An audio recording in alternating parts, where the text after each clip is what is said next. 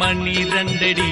പൊന്നോണമല്ലേ ഇന്നീ അടുക്കളയിൽ ഒരഞ്ചാറു കൂട്ടം നല്ല കറികളുണ്ടേ. വന്നോരെല്ലാരും ചുമ്മാ തിന്നു വേഗം പോട്ടടി.